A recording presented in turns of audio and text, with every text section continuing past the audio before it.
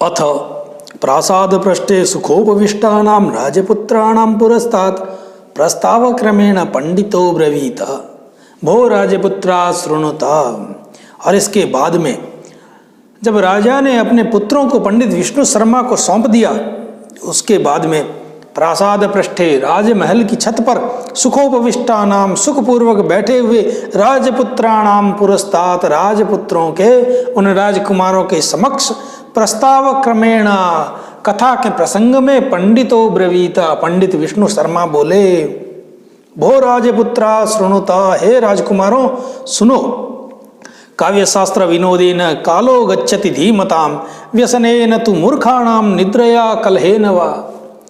कि जो विद्वान लोग हैं, धीमताम जो बुद्धिमान लोग हैं, उनका काल अर्थात जीवन काल, उनका समय काव्य शास्त्र विनोदेन गच्छति, काव्य शास्त्र के अध्ययन से व्यतीत होता है। और व्यसनेन तो मूर्खाणाम निद्रया कलहेन वा, मूर्खाणाम और मूर्ख लोगों का जो जीवन काल है, जो समय है, वह व्यसन से, बुरी आदतों से, निद्रया नींद लेने से, अथवा परस्पर कलह करने से, कलहेन वा परस्पर कलह करने से व्यतीत होता है। तद भवताम विनोदाय काक कूर्मादीनाम विचित्राम कथाम कथयिष्यामि। इसलिए मैं अब आप लोगों के मनोरंजन के लिए काक और कूर्मा, कौवे और कछुए की एक विचित्र कथा को कहूंगा। राजपुत्रैरुक्तम आर्य कथ्यताम, राजकुमारों ने कहा, हे आर्य कहिए, सुनाइए।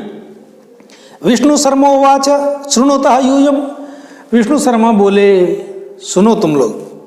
संप्रति मित्रलाभ प्रस्तूयते, और अब इस हितोपदेश का जो प्रथम भाग है मित्र लाभ, वह प्रस्तुत किया जा रहा है।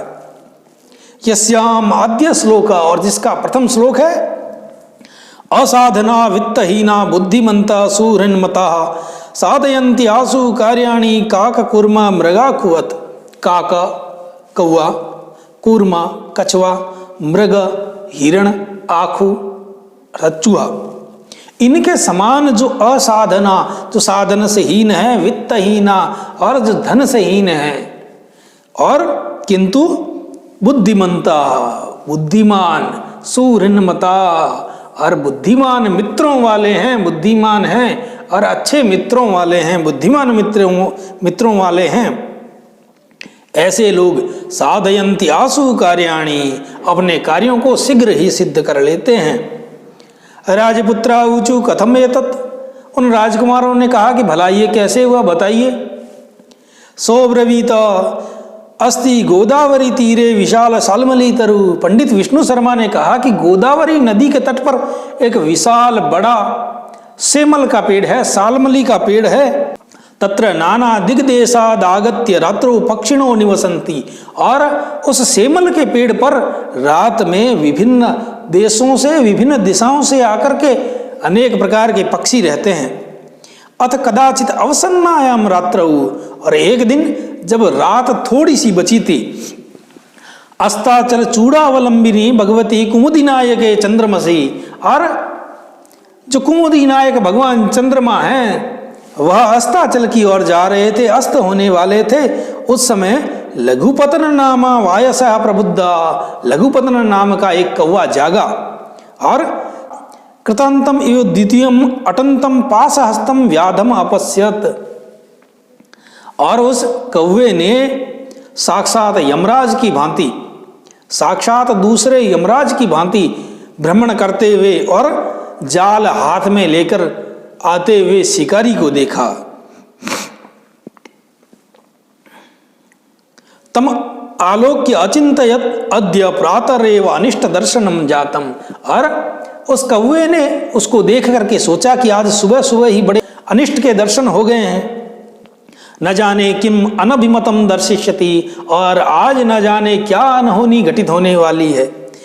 इत्युक्त्वा तद अनुसरण क्रमेण व्याकुलश्चलितः, और वह कौवा व्याकुल मन से उस शिकारी के पीछे पीछे चलता है। यतः शोक स्थान सहस्राणि भय स्थान शतानि च दिवसे दिवसे मूढ़म आविशन्ति न पंडितम, क्योंकि मनुष्य के मन में तरह तरह की बातें आती रहती है। शोक स्थान सहस्राणी, शोक करने के हजारों कारण, और भय स्थान शतानि च, भय के सैकड़ों कारण, दिवसे दिवसे मूढ़म आविशंति, प्रतिदिन मूर्ख मनुष्य को वो अपने में प्रवेश कर जाते हैं।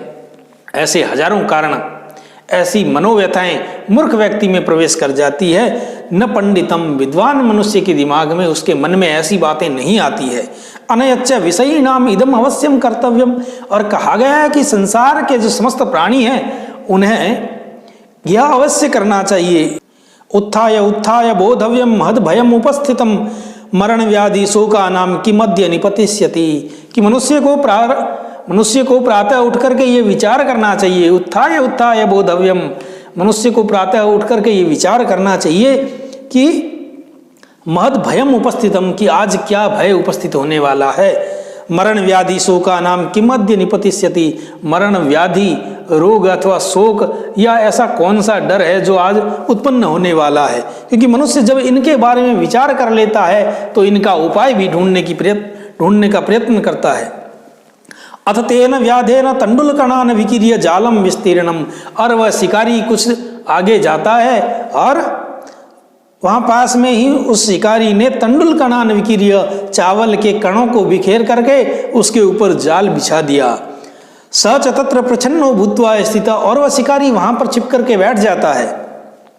अस्मिन् एव काले चित्रग्रीव नामा कपोत राजा, और उसी समय चित्रग्रीव नामक कबूतरों का राजा सपरिवारो, अपने परिवार सहित अपने समूह के साथ में वियति विसर्पन, वियति अर्थात आकाश में भ्रमण करता हुआ, तंडुल कणान अवलोकयामासा, आकाश में भ्रमण करते हुए उसने तंडुल कणों को देखा, उन चावल के दानों को बिखरे हुए देखा।